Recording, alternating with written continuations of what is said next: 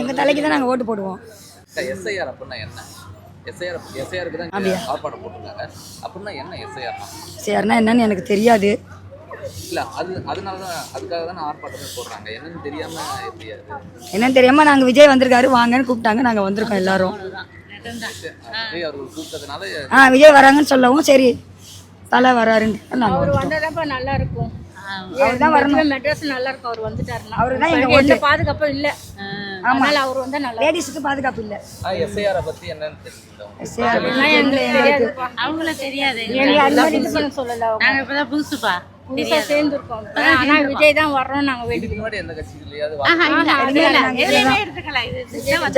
எதுலயுமே இருந்ததுல இதெல்லாம் வந்திருக்கோம். இதெல்லாம் சொல்ல நீங்க கேட்க வேண்டாம். விஜய் தான் வெற்றி பெறுவார். எங்க நின்னாலும் விஜய் தான் வெற்றி பெறுவார். கேட்கல. அது எஸ்ஐஆர்னா வந்து அது ஓட்டு இதுக்காக ஏதோ இது பண்றாங்க அப்படின்ட்டு அதனால வந்தோம் நாங்கள். எஸ்ஐஆர் காப்பின்றது என்னன்னா ஷிஃப்டடு டெத்து இதெல்லாம் வந்து இது பண்ணுறாங்க, கலெக்ட் பண்ணுறாங்க.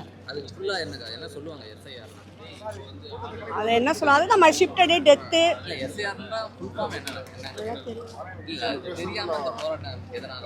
அதை வந்து தலைவர் சொல்லுவாங்க. அதை கேட்டு இதை கட் பண்ணிட்டு அச்சு விடுவாங்க. எஸ்ஐஆர் வந்து இப்போ அவங்க சொல்கிறது வந்து ஒரு ஸ்பெஷல் இன்டென்சிவ் ரிவிஷன் அப்படின்னு சொல்கிறாங்க. ஆனால் வந்து கடந்த காலங்கள்லாம் எப்படி இருந்தது அப்படின்னா ஒன்று எஸ்ஆர் இருக்கும் ஓகேங்களா. ஏன்னா சம்மரி ரிவிஷன் ஒன்று இருந்தது, அப்புறம் வந்து இவங்க சொல்கிற மாதிரி இன்டென்சிவ் ரிவிஷன் ஒன்று இருந்தது. இதுதான் வந்து காலமாக தேர்தல் ஆணையம் தாண்டி ஒரு அமைப்பு ரீதியாக அவங்க பண்ணிட்டு இருந்தாங்க. ஆனால் இந்த பிஜேபி அரசு வந்து ரெண்டுத்தையும் ஒன்றா இணைச்சு அவங்களோட ஒரு ஸ்பெஷல் இது இருக்கும் இல்லையா, ஒரு கோட்டா இருக்கும் இல்லையா, அது அடிப்படையில் வந்து இவங்க வந்து மாநில அரசு எல்லா இடத்துலையும் வந்து திணிக்கிற திட்டம் தான் இது.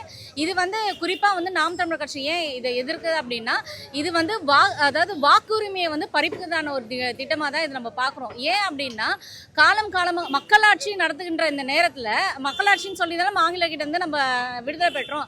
அப்படி மக்களாட்சியோட அடிப்படை தத்துவத்தையே வந்து இதை வந்து முறியடிக்கிற விதமாக தான் இருக்குது.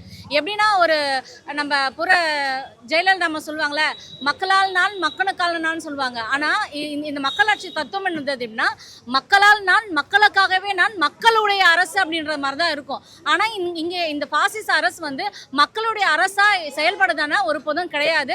இது அவர்கள் வந்து வட மாநிலத்தவர்களோட வாக்குரிமையை வந்து இங்கே செலுத்தணும், இங்கே இருக்க தமிழ்நாட்டில் இருக்க வாக்காளர்களும் அவர்களோட வாக்காளர்களாக மாற்றணும் அப்படின்ற ஒரு அடிப்படை வச்சு தான் இவங்க வந்து இது திணிக்கிறாங்க. இதுக்கு வந்து மாநில அரசு வந்து துணை போகுதுன்னு நம்ம பார்க்குறோம். அதை தான் நம்ம கடுமையாக எதிர்க்கிறோம். ஏன்னா இந்த மண்ணையும் மக்களையும் ஆளுகின்ற இனத்தவன் வந்து திராவிட கட்சி வந்து கிடையாது. இப்போ இதே வந்து அப்பான்னு சொல்றாரு நம்ம முதலமைச்சர் வந்து, ஆனால் உண்மையாலுமே அப்பாவா இருந்தாருன்னா இதுக்கு வந்து எதிர்ப்பு தெரிவிப்பாரு. இப்போ நல்லா பாருங்க, இந்த திட்டத்தை வந்து மாநில அரசு வந்து தடுக்கணும்.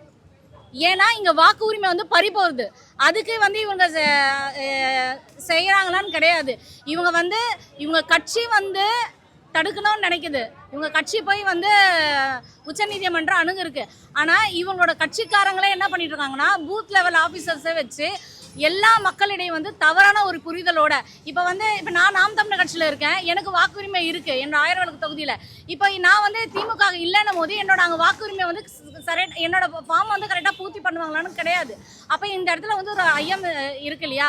ஸோ எப்படி வந்து பாசிச அரசு பிஜேபி அரசு இந்த திட்டத்தை திணிக்கிறதோ இதன் மூலியமாக மாநில அரசும் வந்து தனக்கான வாக்காளர்கள் இவர்கள் தான் வந்து தீர்மானிக்கிற இடத்துல வந்து இருக்கு. அதனால நாம் தமிழர் கட்சி இது வன்மையாக கண்டிக்கிறோம். இது வந்து நடைமுறைப்படுத்தக்கூடாது. எங்களோட வாக்குரிமை அதுதான் வந்து மக்களுக்கான கடைசி உரிமையே.